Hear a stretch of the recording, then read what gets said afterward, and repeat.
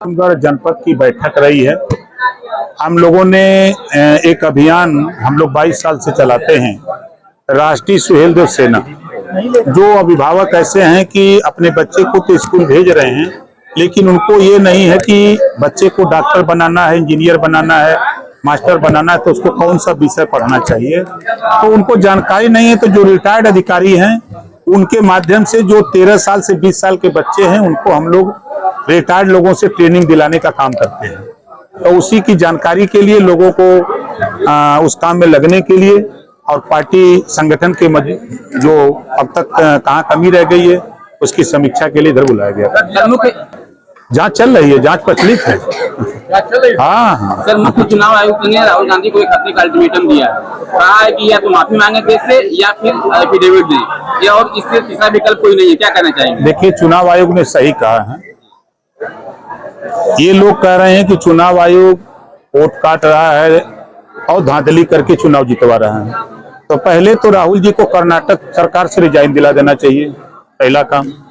दूसरा, जितने लोग सड़क पर इधर उधर बोल रहे हैं, धरना प्रदर्शन कर रहे हैं, जो जीते हुए लोग हैं पहले तो उनको रिजाइन दे देना चाहिए, उनको भी, ताकि ये साबित तो करें कि हम गलत, चुनाव आयोग की गलती से हम जीते हैं, उन्होंने वोट काटा था इस नाते हम जीत गए हैं।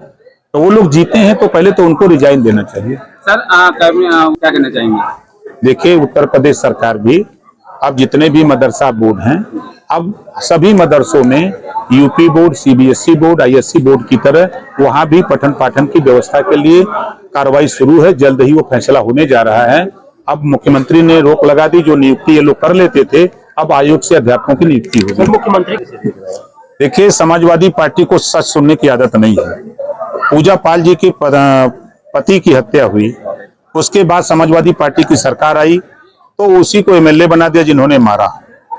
अब पूजा पाल ने क्या बुरा कहा? उन्होंने तो यही ना कहा कि हमारे पति के हत्यारे को सजा मिली तो योगी जी के कार्यकाल में मिला। तो सच कहा है ना, तो सच सपा को सुनने की आदत नहीं है, इस नाते उन्होंने उसका निष्कासन किया। आज सदन में अखिलेश यादव जी कभी पिछड़ों के विषय में बोलते हैं, कभी उनकी जबान पर रोहिणी आयोग की बात आई, कभी सामाजिक न्याय समिति की रिपोर्ट जो 7, 9, 11 बांट करके देने की है, एक भी समाजवादी पार्टी का नाम बताइए।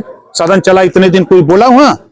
ये कभी रोहिणी आयोग को बात नहीं करते, ये कभी सामाजिक न्याय समिति की बात नहीं करते, ये कभी पाल प्रजापति, बिंद के वट, मल्ला, राजभर, चौहान, आरा करके बंसी बंजारा, बहेलिया, जुल्हा दुनिया अंसारी, साईं दर्जी, फकीर को हिस्सा देने की बात नहीं करते। ये वोट लेने की बात करते हैं, खाली वोट चाहिए इनको और कुछ नहीं चाहिए।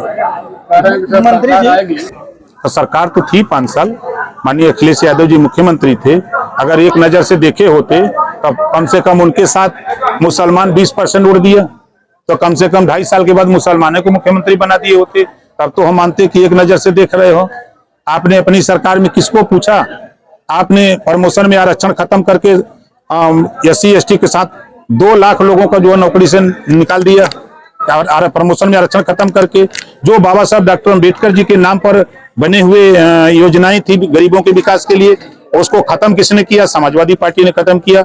समाजवादी पार्टी, हम तो कहते हैं डिबेट हमसे कर ले कोई। बहुजन समाज पार्टी ने शेड्यूल कास्ट, शेड्यूल ट्राइब्स के लिए अब 5 साल मुख्यमंत्री अखिलेश जी थे। अगर पीडीए की बात करते हैं तो पीडीए में इन्होंने क्यों नहीं पिछड़ों के लिए खोला? पिछड़ों के लिए ISPCS कोचिंग सेंटर, सामान्य वर्ग के लिए ISPCS कोचिंग सेंटर क्यों नहीं खोला? आज देखिए, एनडीए की सरकार है, 18 मंडल में अटल आवासीय विद्यालय खोल करके उन गरीब जो विधवाएं हैं, उनके बच्चे जो मजदूर हैं, मनरेगा में काम करते हैं, उनके बच्चों को पढ़ाया जा रहा है। अटल आवासीय विद्यालय आपके आजमगढ़ में है, हर 18 मंडल में। तो ये काम उन्होंने तो किया नहीं। किस पीडीए की बात करते हैं? पंचायत चुनाव को लेकर के लिए कहाँ सिंबल से चुनाव होता है?